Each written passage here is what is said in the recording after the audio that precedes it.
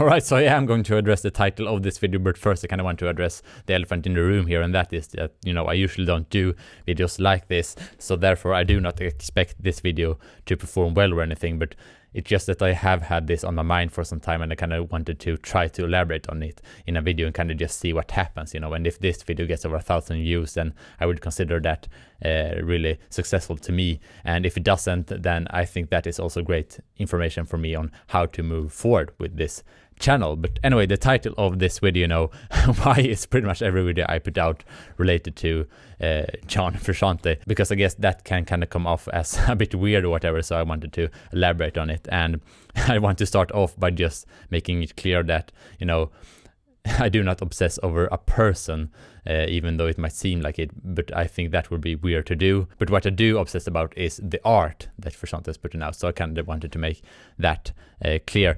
And, you know, what is it about the art that I find so special? And I have written down a couple of words here that I find describes why. And what I've written down is selflessness, authenticity, freedom from outcome, this holistic and expressive approach, and a lot of talent, and I also see a lot of hard work. And if I elaborate on this list, you know, with the hard work, I feel like you can definitely see that Frusciante has put in his 10,000 plus hours into studying music and working on his guitar skills and all that. But even though he's putting in all these hours, when he's with a band in front of thousands of people and he's getting ready to play, for example, a Californication solo with his relatively clean Gretsch White Falcon, where every mistake you do is super loud and clear, you know, what he could do is to play safe and just noodle and play fast licks that he has in his muscle memory just to play safe, and it would sound all right.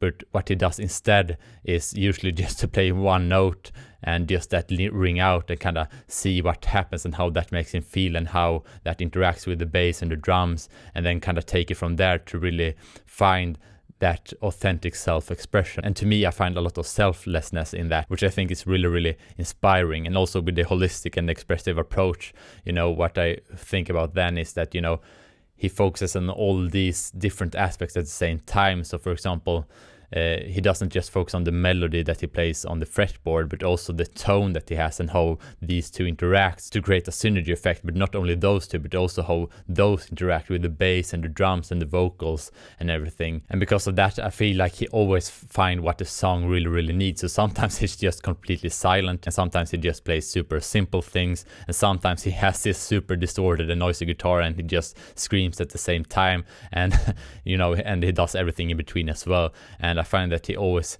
like I said, seems to find really what the song needs, and he doesn't just stay within that comfort zone or whatever. So, you know, because of all these characteristics that I just mentioned, I find that his artwork is really, really rare. And with that said, it's not like I can't find other music that I really like as well. But the problem to me is that I can find songs that sound good, but then I eventually forget about those songs because I guess they lack that depth.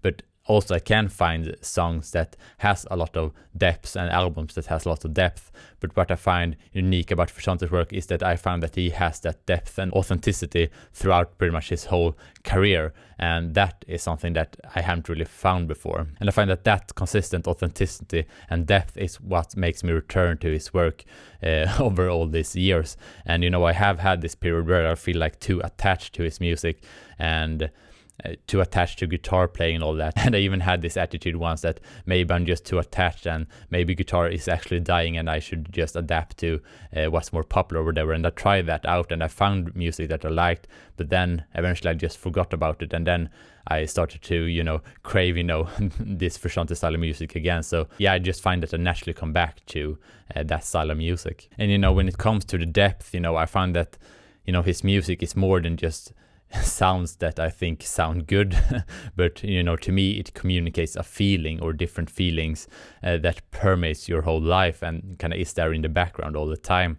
And I just find that it gives you a different outlook on life. So, you know, because of that depth, it's way more than just about, you know, the guitar or mastering a musical instrument or something like that. And I don't really see myself as a super musical person. I don't really see myself as a good guitarist or anything, because I have a lot of different interests, like for example, meditation, yoga, and I've been doing the Wim Hof method recently, which is cold exposure and breath work.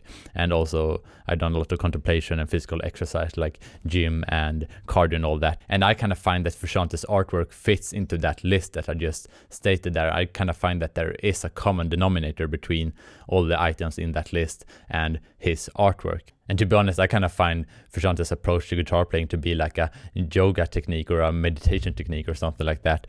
Because, when I try other styles of guitar playing or other approaches, I find that it easily becomes too theoretical and too technical. And I find that I start to overthink and get too much in my head. But, with Frusciante's approach to guitar playing, and when I explore that, I feel like it's kind of the opposite, where you focus more on feeling and you kind of shut off your thinking mind. And relating to this, I kind of want to make a nuanced point, and that is that I don't think that the thinking mind is a bad thing. It's a really powerful tool, but the thing is that it is easy to overuse the thinking mind. The thinking mind is really great to start playing guitar, focusing on theory and really programming your muscle memory and really listen to a teacher or whatever. But eventually you want to reduce your thinking mind. At least that is my opinion. And the best moments when I have played guitar is when I can improvise a solo to a track I really resonate with, and just shutting off my thinking mind and just get into the present moment, And to me, Frusciante is really a master at getting to that point with his guitar playing. But now we get to a problem, and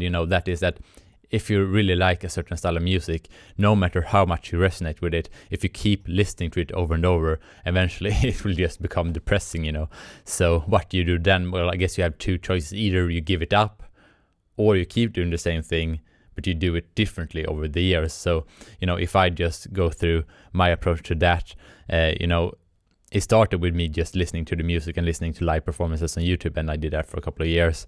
And then eventually, I picked up the guitar and learned the songs on guitar. And then you do that for a couple of years.